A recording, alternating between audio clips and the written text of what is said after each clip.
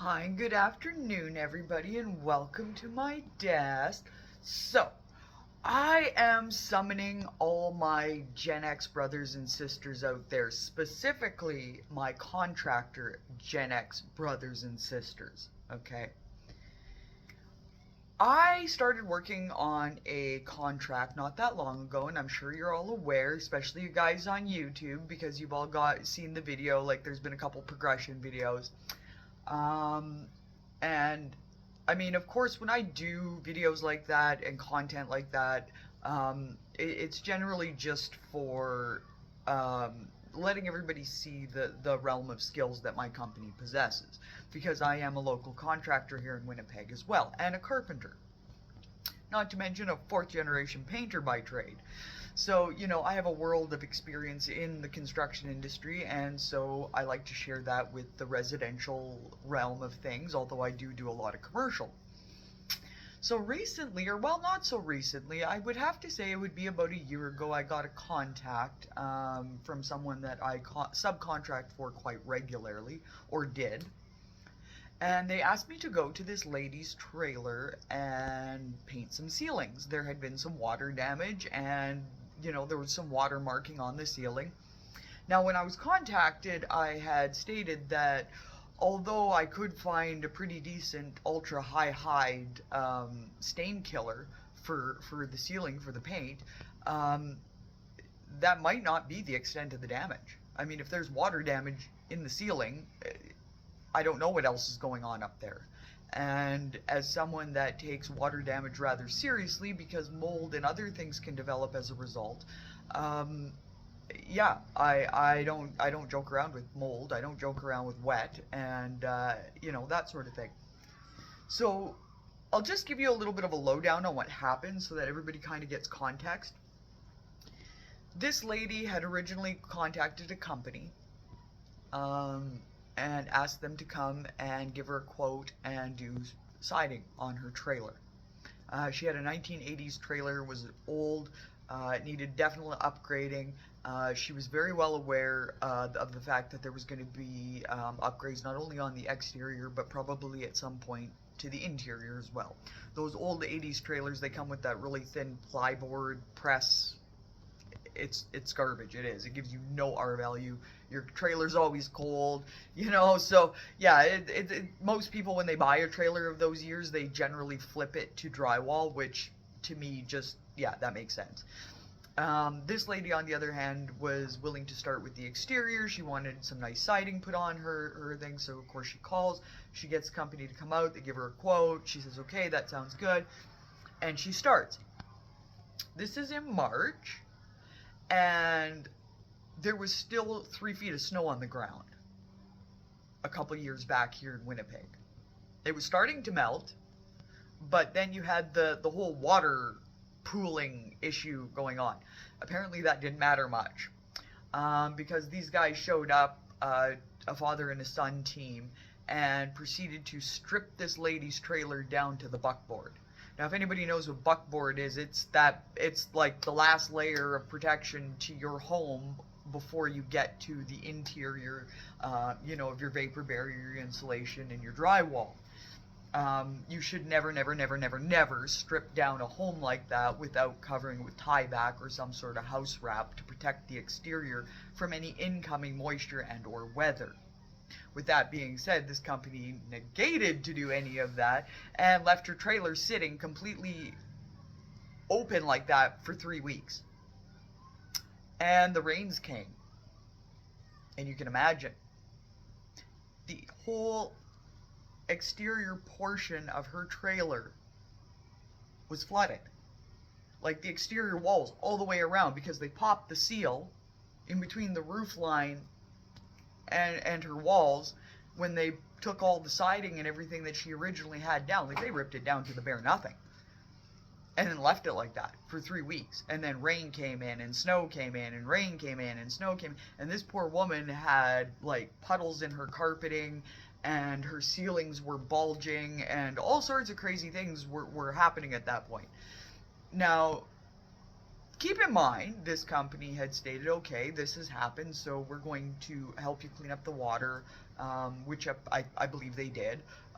They helped her dry out her carpets and stuff like that, although I believe she did most of the work on her own because she was the one that was left in her home to contend with all of this as it was happening. I'm just going to go and say that this woman is like an elderly lady. She's much old, like she's older even than my mom. I'm saying she's in her 70s. To give you an idea of what's happening.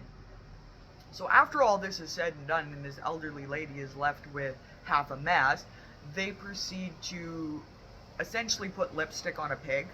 And anybody in the contracting world will know what I'm talking about when I say that. It's just basically clean up as quickly and as cheaply as you can and sweep whatever you can under the rug. I don't like those practices. They're very shady. So with that being said, this is what happened to this lady. So now she contacts me a year and a half after all damage has been said and done, and you know, her ceilings are still bulging. There was heaving in her flooring. Her walls were damaged, of course. Her insulation was soaked and had mold growing in it when because I actually took the contract to help fix this lady's issue. Okay. With all this being said, I'm just going to put this out there. It was Nisby Home Renovation in Winnipeg that did dirty to this lady, and after numerous emails, phone calls, even from myself where I've emailed this company and Barry Nisby, who is the owner of the company, who had basically washed his hands of his responsibility to any of this, under the whole, well, it was her roof. Her roof just leaked. Now, if there are any roofers out there, I want you in on this so bad you don't even know. Because I want to ask y'all something, and I mean, I've been in contracting a long time. Okay? I have never, in my 30 plus years as a contractor and in the construction industry, ever come across a roof that solely leaked to the exterior edges. Doesn't happen.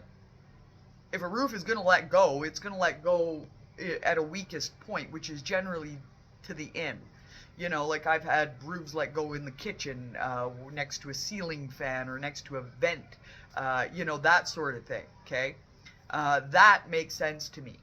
The entire exterior of her walls and her insulation and her ceilings bulging, that's not because her ceiling let go. That's because your manpower went in there, stripped her frickin' walls, and left them bare for 3 weeks, and you want to wash your hands of your responsibility to it. I'm sorry, sir, I cannot allow that to happen. So I am calling all, and I mean all my Gen X friends out there to come and help me. And let's let Barry Nisby of Winnipeg know that you cannot take innocent people's money and run away and not give to your client due diligence. Your manpower destroyed that lady's house. Your manpower did dirty. You should have been there to fix it and make it right. And after all was brought to your attention, including a flash drive of many photographs I sent to you of the damages that I'm now repairing, okay? I'm sorry, sir. I no longer have any sympathy for you, so I'm calling you out. I'm calling you out in front of everybody because I know for a solid fact that this is far from the first person you've done dirty to, and your money grubbing, taking advantage of people days, I'm sorry, are over. When your father ran that company, Ed Nisby, there was at least some integrity there. But once I seen what you were about, honey. Not in my playground, not my sandbox. Nope. Okay? You do not get to inherit a business and run it into the ground and turn your dad's name to dirt and perform all these half-ass, shady, whatever you want to call them, repairs. No, sir. No. Sorry. You're not doing that to Winnipeg people. No. And I'm putting it out there for everybody and their dog like I told you I was going to do. You didn't want to make it right. You didn't want to come to the table. You didn't want to do what you should have done. So, FAFO, pal. That's exactly what it's going to be now. And I warned you. When I started taking all the photographs of everything. And I'm just going to give everybody a glimpse. Because I can do that. I have all these photographs, by the way, people, of this lady's trailer. And all the nonsense that was caused here.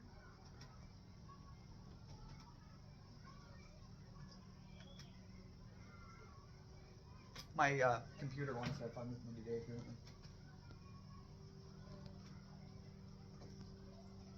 There we go. Okay.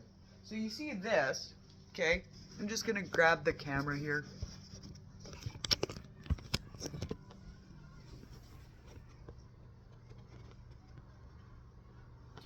That's that woman's bathroom ceiling before I repaired it and turned it back to right. As you can see in the photograph, all the water comes from this far back edge and proceeds to pool this way. Okay, look at how gross that insulation was. Now, we pulled all that down and replaced it, and I mean, that's what I mean about the exterior walls, okay? And that's just one example of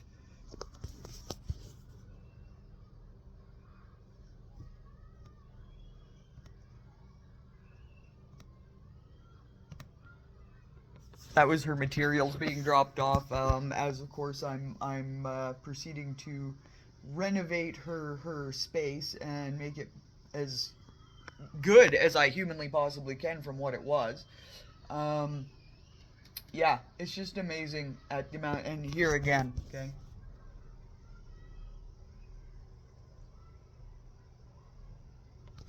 So, yeah, you know, this is what I'm saying. This is what he left this old lady with, and that's just the bathroom. So you know, you could imagine what the rest of the trailer's looking like, and how much mold and dirty insulation and crap like that I've pulled out of this lady's walls that he refuses to deal with.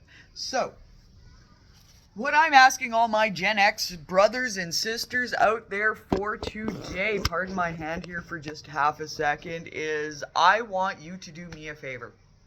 As a Gen X sister, I need your help. I need your help to save this poor old lady who and again, I feel horrible, okay? I do. I'm doing my best to fix this lady's trailer and get it so that in a few years when she's ready to sell and do whatever it is that people of those ages tend to want to do, that she can get value.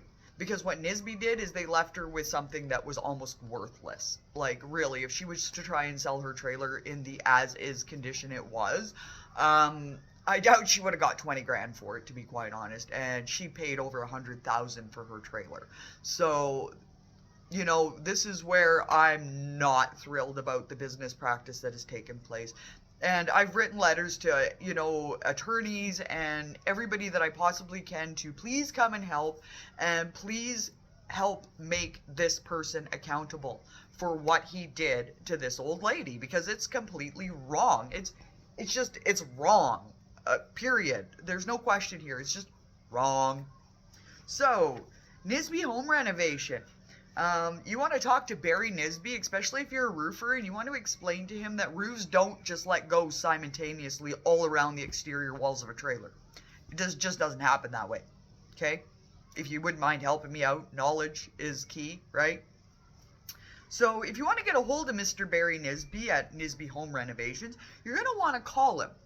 And his number is 204-888 2288. Now don't worry everybody, that's his business number, so it's completely public, it's out there for the world to see, and I would very much appreciate anybody and everybody out there to get on board and help me with this, because I'm tired of dirty, shady contractors and dirty, shady like this doing this to poor little old ladies, okay? And seriously, that's essentially what it was. And this lady at 70 plus years old actually spent the last year scrimping and saving while working at freaking Walmart to pay for this. And again, I feel horrible. I hate every week when I have to submit hours, and I try and do everything so like cost effective, because I know what she's already been through and I'm not putting her through anymore. So this is why I'm putting this plea out there, because apparently Mr. Nisby doesn't think he's going to be held accountable, or that he doesn't have to answer for anything he does.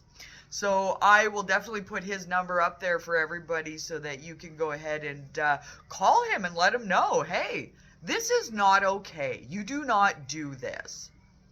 And I would very much appreciate all the help my Gen X brothers and sisters, especially my Gen X contracting brothers and sisters out there, can give me. Thank you so much, everybody, for your time. Gen X sister here, 1980. Peace out.